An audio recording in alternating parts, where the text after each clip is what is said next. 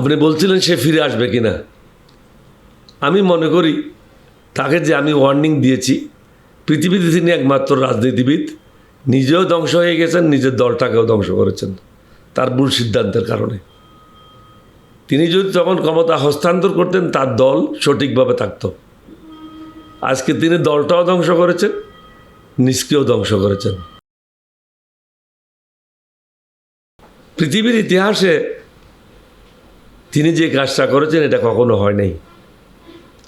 আমি সর্বপ্রথম ব্যক্তি 1922 সালের পর থেকে বলে যাচ্ছি, প্রায় প্রত্যেক বছরে 5-6 বার বলেছি যে আপনাকে পলাতে হবে, সময় থাকতে আপনি ক্ষমতাটা হস্তান্তর করেন। এটা কিন্তু দেশের মানুষই বিশ্বাস করেনি। আমি 2022 সাল থেকে পুরোটা সময় আমি বলবো না, কিন্তু পুরোটার সময় আমি একমাত্র রাজনীতিবিদ।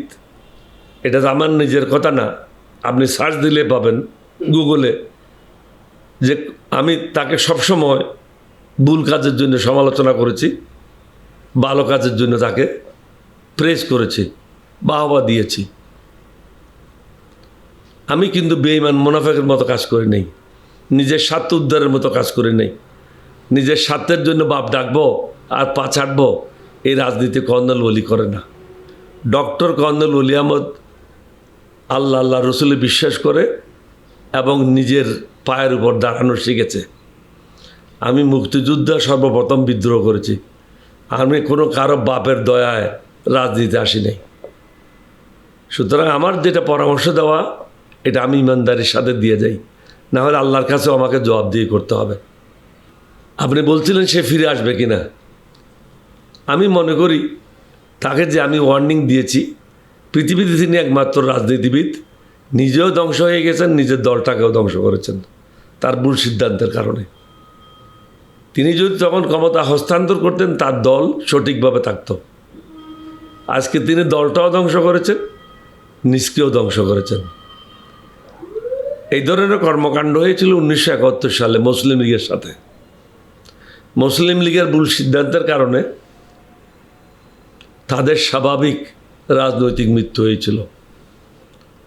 এখন আমি জানি আমি এই কথাটা বললে আওয়ামী লীগের অনেকে আমাকে গালি দেবে, কিন্তু আমি এটার জন্য সত্য কথাটা বলা বন্ধ করব না। হাসিনার ভুল সিদ্ধান্তের কারণে আওয়ামী লীগের স্বাভাবিক মৃত্যু হয়েছে এবং এটা আর জীবন ফিরে পাবে না। স্যার, আগামীকাল 5ই আগস্ট হাসিনা 5ই আগস্ট উপলক্ষে দিল্লিতে কথা বলবে, তার কি সেই অধিকার আছে নাকি ভারত সরকার বাংলাদেশ নিয়ে উস্কানি দিচ্ছে? ভারত বারবার বোঝানোর চেষ্টা করতেছে আমরা আপনাদের বন্ধু, কিন্তু তাদের কর্মকাণ্ডে এটা প্রমাণ করে তারা কখনো আমাদের বন্ধু না।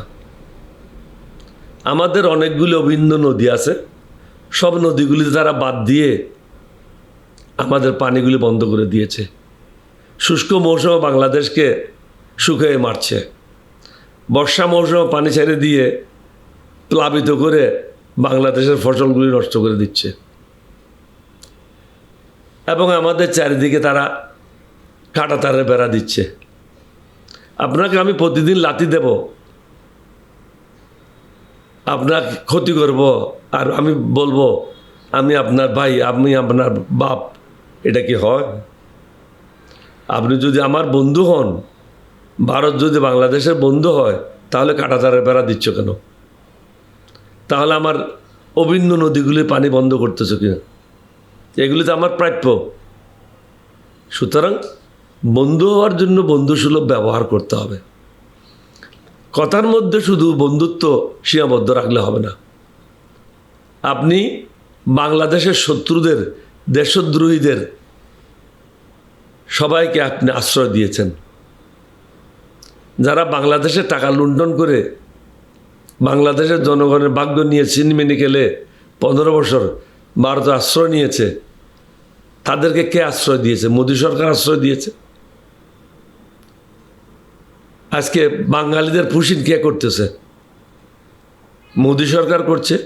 সুতরাং তাদেরকেও কাজে এবং কথায় এটা প্রমাণ করতে হবে তারা আমাদের বন্ধু। তারা যদি মনে করে প্রত্যেক দিন তারা আমাদের কষ্ট দেবে আর আমরা বসে বসে দেখব, এটা তো হয় না। আমাদেরকেও তো বাংলাদেশকে টিকিয়ে রাখতে হবে।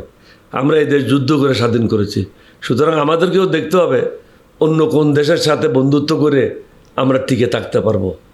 এটা আমাদের অধিকার। জি স্যার। স্যার, বাংলাদেশের সাম্প্রতিক কূটনীতিকে আপনি কিভাবে দেখছেন?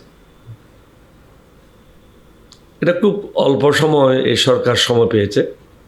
এই সময়ের মধ্যে আপনি তাদেরকে কাছ থেকে অনেক জিনিস আশা করবেন, এটা ঠিক না।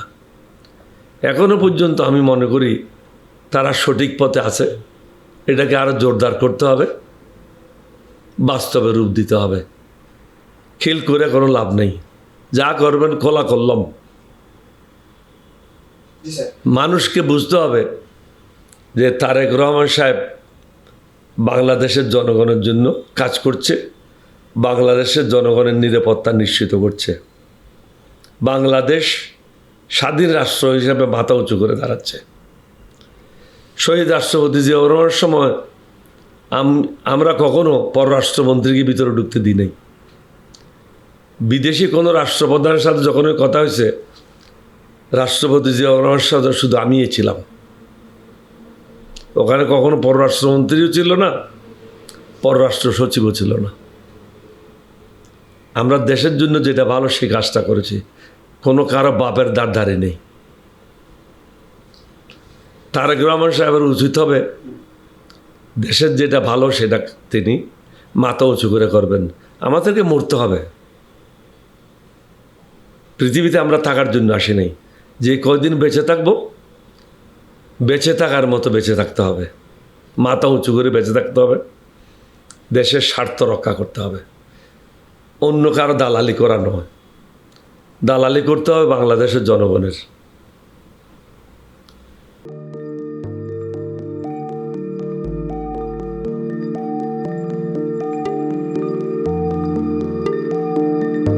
পহেলা জানুয়ারি 2026 ইউটিউব জার্নালিজমের অগ্রদূত changeTV.press সংগ্রাম মুখর 7 বছর পেরিয়ে পা রাখলো গৌরবান্বিত 8 বছরে। এই আনন্দ প্রহরে সবাইকে নিরন্তর শুভেচ্ছা।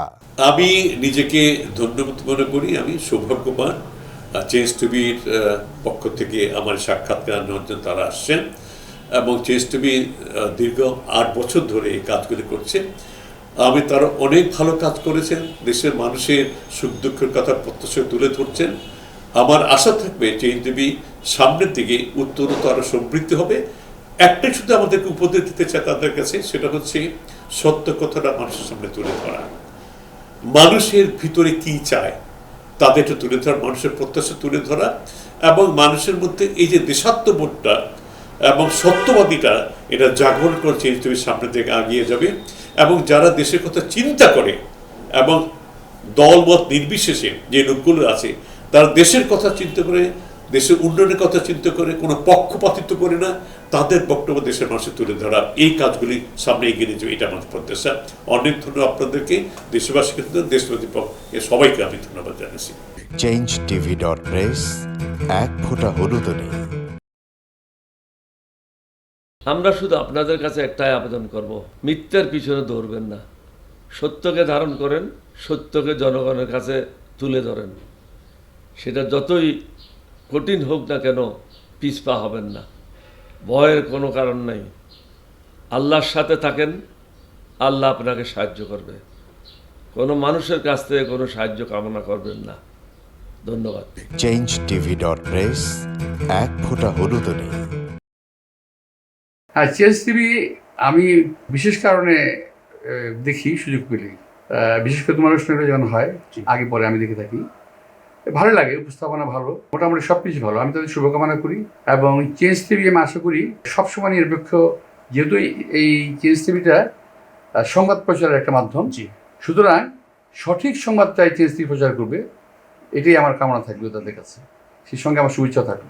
changeTV.press এক ফোঁটা হলুদ নেই।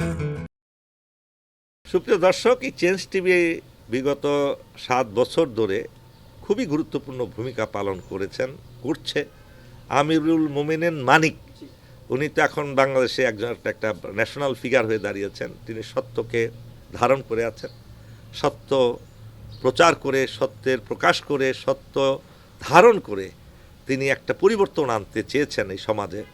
আমি আশা করি এটাতে অনেকে উদ্বুদ্ধ হয়েছেন এবং এই চেঞ্জ টিভির ভূমিকা অন্যকে অনুসরণ করার জন্য আমি আবেদন জানাবো।